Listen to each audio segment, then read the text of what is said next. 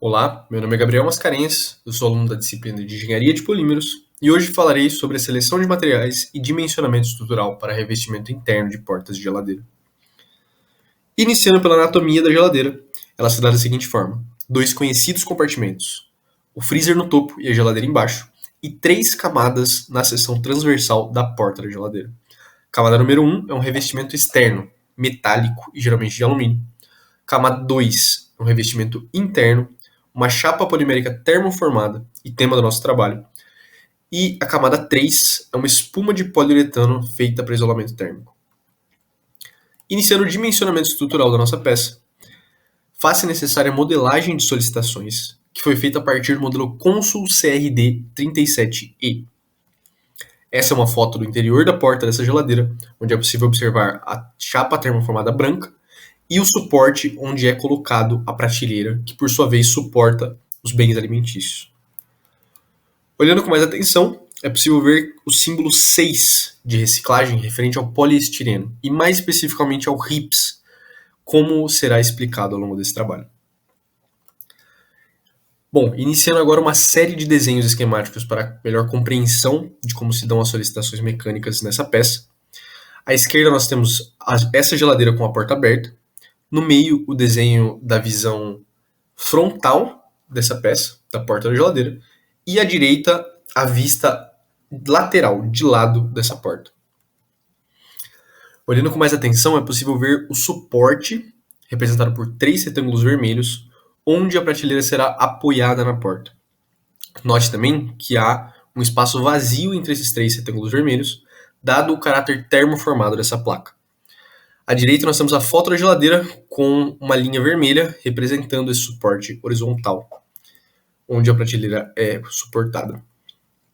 Desses três retângulos vermelhos, porém, esse com um asterisco branco apenas transfere as tensões, não altera nenhuma das alavancas ou pontos de apoio no sistema. E logo, aqui nessa modelagem, ele é adaptado como sendo apenas um suporte, composto por uma única barra engastada na porta, com espessura de 2D, sendo D a espessura da chapa termoformada. Note que apenas a presença desse suporte horizontal não é o suficiente para prender a prateleira à geladeira. Com a introdução de uma força F, a prateleira tende a rodar no sentido anti-horário e cair. Por isso é necessário um engaste vertical da prateleira, representado na real geladeira Consul CRD 37E, por esse pequeno componente dentro do círculo vermelho. Logo, o modelo adotado é o seguinte, onde temos a prateleira em azul escuro, a porta em azul claro e dois engastes, engaste horizontal e vertical, ambos representados pela cor vermelha. Faz-se necessário também algumas hipóteses para simplificar toda a modelagem. A primeira delas é que os engastes para apoio das prateleiras são suficientemente distantes, de modo que as tensões nos arredores de um engaste não influenciem no engaste adjacente. Isso permite que modelemos a porta inteira apenas com a modelagem de um engaste. 2 é que a espessura da placa que compõe a porta da geladeira é uniforme em todos os pontos, o que não é real, dado que na termoformagem faz-se espessuras diferenciais ao longo da peça. E o terceiro ponto é que o material da porta da geladeira e do freezer é o mesmo. Logo, modelaremos a partir da temperatura da geladeira, que é mais quente e logo mais crítica ao material polimérico. Esse é o diagrama de todas as forças e alavancas que ocorrem no nosso modelo. Porém, não é necessário que nós o resolvamos, dado que a tensão no engaste horizontal será consideravelmente maior do que no engaste vertical. Portanto, o critério de resistência é a partir do engaste horizontal e que, ao se tomar o pior cenário mecânico, que é irreal e não acontece nesse caso, como parâmetro, o design automaticamente possuirá um fator de segurança. Logo, a real distribuição de forças que ocorre no sistema, representado do lado esquerdo, será aqui representado apenas como uma alavanca simples, onde toda a força, toda a carga é colocada na extremidade do engaste horizontal. Nesse cenário, nós temos as medidas reais do engaste, que no modelo Consul CRD37E equivale a 2 centímetros, e assumindo que 8 kg seja a carga máxima de uma prateleira, nós temos que a força F corresponde a 8 vezes 10, que é igual a 80 newtons, assumindo G igual a 10. O próximo passo é calcular o deslocamento ou a flecha máxima desse engaste, que é dado pela seguinte fórmula. A flecha é igual a força F vezes alavanca S ao cubo, dividido por 3 vezes E, o módulo elástico do material, vezes I, que é o momento de inércia da seção transversal. Calculando o momento de inércia da seção transversal, ele se dá para uma seção retangular, onde a altura equivale a 2D, sendo D a espessura da chapa, e B, sendo B a largura da geladeira, equivalente a 60 centímetros no modelo adotado. E substituindo isso na fórmula de momento de inércia para a seção retangular, que é BH ao cubo dividido por 12, nos resulta em 0,4 vezes D ao cubo. Substituindo isso na fórmula de flecha máxima, isso nos resulta em 5,33 vezes 10 a menos 4, dividido por E vezes D ao cubo. Essa fórmula é interessante porque, isolando o D ao cubo, a espessura da nossa chapa, e admitindo uma deformação máxima da flecha, aqui admitidas os valores de 1 mm, 0,5 mm e 0,1 mm, é possível plotar um gráfico onde o eixo Y é a espessura da chapa, o eixo X é um módulo elástico do nosso material, e as curvas são o comportamento da espessura da chapa em função do módulo elástico. Para prosseguir a análise, porém, é necessário ressaltar que o módulo elástico depende tanto do material de escolha da peça, quanto do comportamento a longo prazo desse material. Eu sou o Jorge e, a partir da análise dimensional que o Gabriel fez, eu vou, através de uma metodologia TOPSIS, propor uma seleção de materiais baseados nas propriedades de curta duração. A metodologia TOPSIS consiste em um critério para avaliar materiais atribuindo uma nota ponderada que depende de pesos subjetivos que nós atribuímos, baseado em propriedades ideais e não ideais. As expressões que computam esse algoritmo são essas daqui, que basicamente atribuem uma nota pela distância da propriedade do material à propriedade ideal de acordo com a aplicação desejada. Então, para a nossa aplicação, as propriedades analisadas que a gente escolheu é o preço por metro quadrado de chapa, em que o preço é muito relevante nessas aplicações por se tratar de produções de grandes volumes. Tenacidade à fratura, que seria a resistência do material a propagar trincas, e resistência ao impacto com entalhe em menos 30 graus Celsius. O preço por metro quadrado de chapa foi obtido a partir desta equação apresentada pelo Gabriel, em que admitimos uma deformação de 0,5 mm. A partir dela, e com os valores de módulo desses materiais escolhidos para análise, vamos calcular a espessura da chapa, em que multiplicamos pelo preço para obter o preço por metro quadrado de chapa. Vale ressaltar que os valores de módulo foram obtidos através da apostila apresentada no curso e o preço foi obtido pelo Granta e do PAC. Os materiais selecionados incluem desde poliolefinas reforçadas de forma híbrida, como o PP com 10% de fibra de vidro e 30% de talco, polímeros de engenharia como o poliacetal, o polibutileno e a poliamida, e polímeros de uso especial como as blendas policarbonato OBS e o Noril.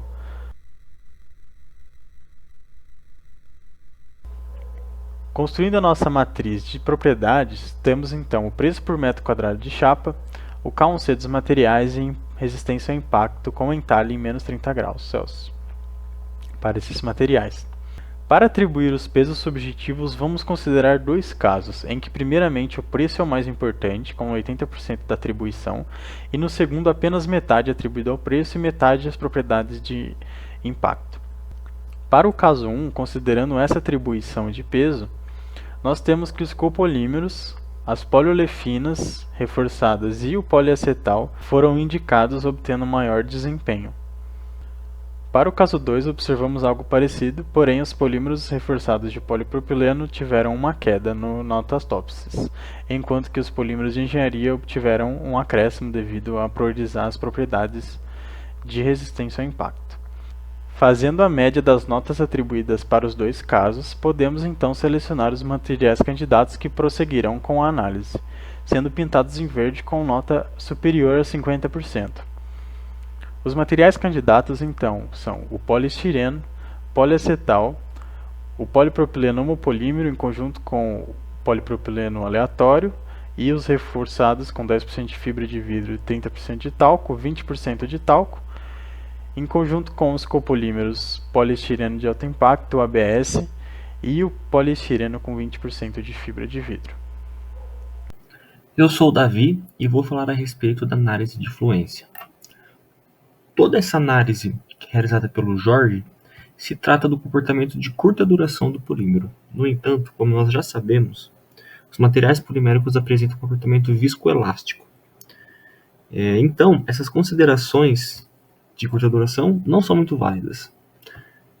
Nesse caso, é necessário estudar o comportamento do polímero no longo prazo sob o carregamento contínuo, de modo que o revestimento mantenha a sua funcionalidade e a sua integralidade em função de todo o seu tempo de uso, que, como dito, estipulamos nesse trabalho que é de 10 anos.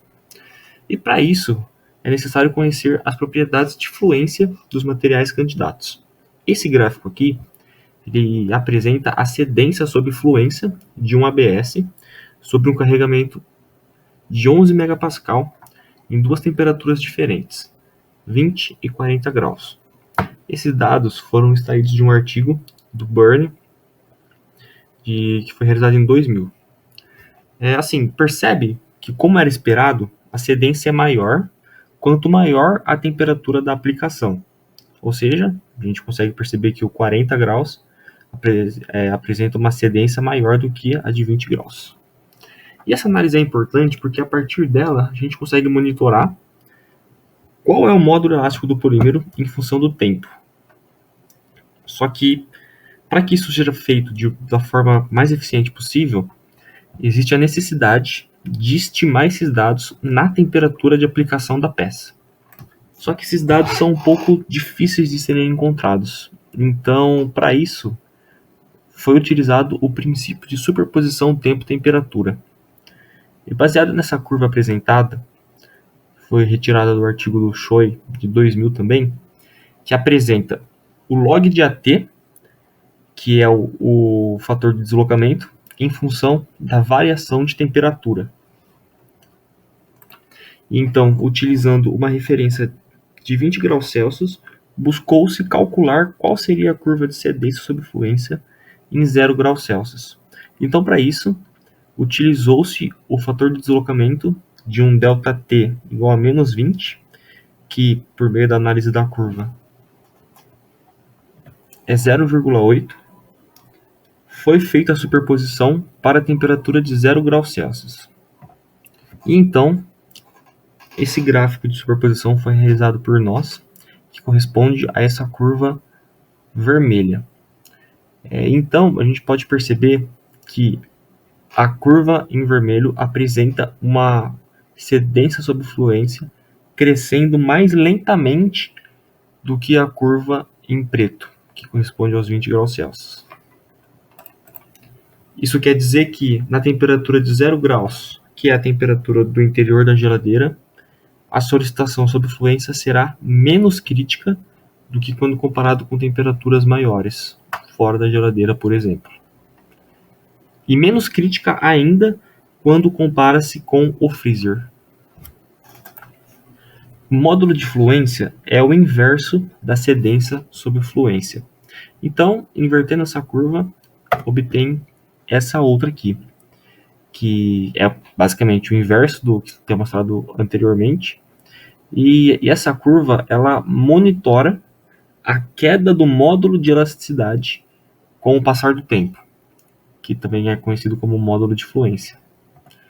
E analisando esse gráfico, a gente pode perceber que, numa temperatura de 0 graus, o módulo de elasticidade do ABS, após cerca de 10 anos, cai para 0,93 gigapascal. Então, quando a gente busca calcular a espessura de uma chapa fina feita de ABS, só que com um tempo de vida útil longo, é necessário que a gente use esse valor do módulo de elasticidade. Esse gráfico ele já foi apresentado anteriormente pelo Jorge, só que ele tem algumas modificações.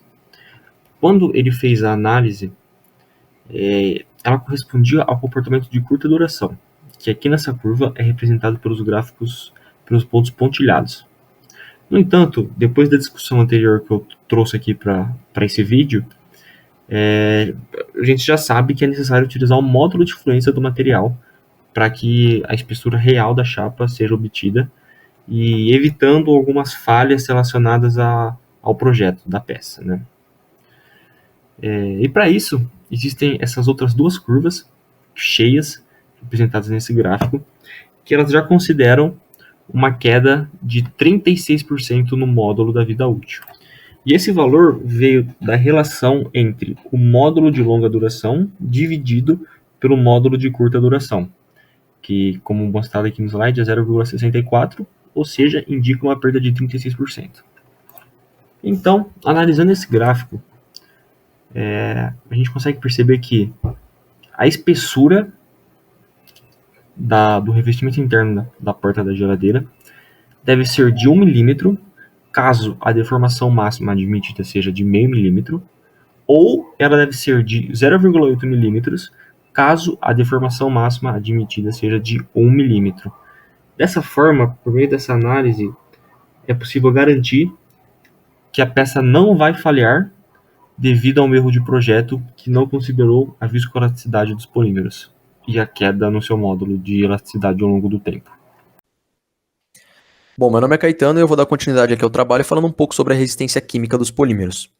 Quando a gente trata do revestimento interno de portas de geladeira, a resistência química acaba sendo um ponto muito importante a ser levado em consideração, pelo fato de que os polímeros que são usados nesse contexto, eles precisam resistir a diversas substâncias que podem estar entrando em contato no dia a dia, como por exemplo alimentos, produtos de limpeza, entre outros. Em razão disso, a gente trouxe aqui uma comparação dos polímeros amorfos e dos semicristalinos frente à resistência química de cada um. Os polímeros amorfos, eles apresentam forças intermoleculares menos intensas, o que acaba gerando uma maior mobilidade das cadeias. Então a gente tem uma estrutura desordenada, com espaços intermoleculares maiores, o que acaba permitindo a penetração de agentes químicos e dissolventes com maior facilidade. Já os polímeros semicristalinos, eles apresentam também forças de Van der Waals, só que agora são forças mais intensas, aumentando então a estabilidade química. Isso gera uma menor mobilidade das cadeias, ou seja, elas são menos suscetíveis a modificações, e a gente tem uma estrutura cristalina densa, que é capaz de reduzir a permeabilidade e dificultar então a penetração de agentes químicos. A gente trouxe aqui uma tabela, ilustrando aqui alguns polímeros, a resistência química de alguns polímeros frente a diversos reagentes químicos. Os polímeros eles são classificados como excelente, aceitável, marginal ou insatisfatório, dependendo do reagente químico ao qual ele é exposto. O RIPS aqui é um copolímero cuja resistência química dele ela é moderada a ácidos diluídos, álcoois e base, só que ele é suscetível a solventes orgânicos, como por exemplo cetona e hidrocarbonetos aromáticos. Quando exposto a substâncias do dia a dia, como por exemplo o vinagre, o RIPS ele pode sim sofrer alguma degradação ao longo do tempo. A gente consegue perceber isso aqui pela tabela também, em que o poliestireno ele é classificado como insatisfatório para ácidos inorgânicos. Em relação ao azeite, pelo fato de ser um óleo, né, ele pode causar inchaço e resultar em perdas de propriedade mecânica devido à sua natureza lipofílica. Isso também é comprovado aqui pela tabela, em que a gente vê que o poliestireno ele é classificado como insatisfatório na presença de óleos. Já o ABS, a acrilonitrila presente nele, ela confere maior resistência química.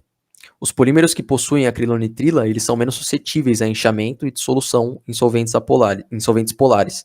Isso em razão das interações intermoleculares elas serem mais fortes do que as interações solvente-polímero. Quando a gente discute a relação entre resistência química e os mecanismos de microdeformação, dois fenômenos ganham destaque, que são justamente o microfibrilamento sob tensão e as bandas de escoamento por cisalhamento. O microfibrilamento ele ocorre quando o polímero ele é submetido a tensões, resultando então na formação de microfibrilas, que podem distribuir a tensão ao longo do material. Só que vale ressaltar que esse mecanismo de microdeformação ele pode induzir a presença de vazios, e isso acaba facilitando a penetração de agentes químicos, causando falha catastrófica, que é conhecido como Environmental Stress Cracking. Aqui, por outro lado, a gente tem as bandas de escoamento por cisalhamento, sendo regiões onde o material flui de forma localizada sob tensão. Então, esse mecanismo, quando a gente trata de resistência química, ele pode ser mais vantajoso, porque ele tende a manter a integridade estrutural sem induzir uma formação de vazios significativos. Outro ponto muito importante a ser ressaltado aqui é em relação à tenacificação de plásticos frágeis com partículas elastoméricas, em relação à distribuição do tamanho dessas partículas. Como visto em aula, as partículas elastoméricas maiores, elas contribuem para o desenvolvimento do microfibrilamento sob tensão, enquanto que as menores contribuem para o desenvolvimento de microdeformação por bandas de cisalhamento. Então, aqui a gente tem uma certa preferência de uma maior quantidade de partículas elastoméricas de menor tamanho para o RIPS. Isso em razão do fato da gente desejar, então, um mecanismo de microdeformação sendo bandas de escoamento, justamente para evitar essa formação de vazios. E aqui, em relação a isso ainda, a gente trouxe aqui uma relação das geladeiras antigas, né, frente aos gases CFC. Antigamente, eles utilizavam esses gases CFC como agentes de expansão da espuma de poliuretano. A mesma espuma que fica na camada entre a camada exterior e a interior do revestimento de geladeiras, como foi abordado no início do nosso trabalho. E estudos foram feitos comprovando que o ABS e o RIPS, eles eram afetados por esses gases CFC, devido ao fato de haver uma certa compatibilidade química dos gases com as matrizes estirênicas, de poliestireno e de SAN. E isso aí acabava induzindo uma fragilização sob tensão ambiental, resultando então numa falha catastrófica do material. Até que em 1987, no protocolo de Montreal, foi definido que 2010 seria o ano limite de produção de CFC, da utilização desse CFC aqui como agente de expansão dessas espumas de poliuretano. E aqui, já se encaminhando para o final do trabalho, a gente trouxe os materiais que foram selecionados e o dimensionamento de cada um deles. A gente trouxe aqui, então, os 6 materiais selecionados, o preço por metro quadrado de chapa, aqui a espessura dele para uma curta duração, considerando uma perda de 50% do módulo, né, a espessura para uma longa duração e um fator de segurança de 1,5. Aqui a gente tem o policarbonato e o poliacetal ganhando destaque aqui para um preço elevado, então já não seria uma das opções aqui dentre esses materiais aqui que foram separados. O poliestireno, por sua vez, ele possui uma durabilidade química inferior, então também não seria uma opção aqui dentre os materiais. O polipropileno, ele acaba sendo mais barato dentre eles, só que para aplicações abaixo de 0 graus, ele acaba perdendo a resistência ao impacto devido à sua TG, ser próxima dessa temperatura. Então também não serviria aqui como uma escolha. Por fim, a gente tem então o RIPS e o ABS, com preço intermediário e boas propriedades de impacto. Só que entre os dois, a gente consegue perceber uma diferença de preço, então o RIPS, pelo fato de ser mais barato, acabaria sendo escolhido aqui como o nosso material. Essas foram as nossas referências e muito obrigado.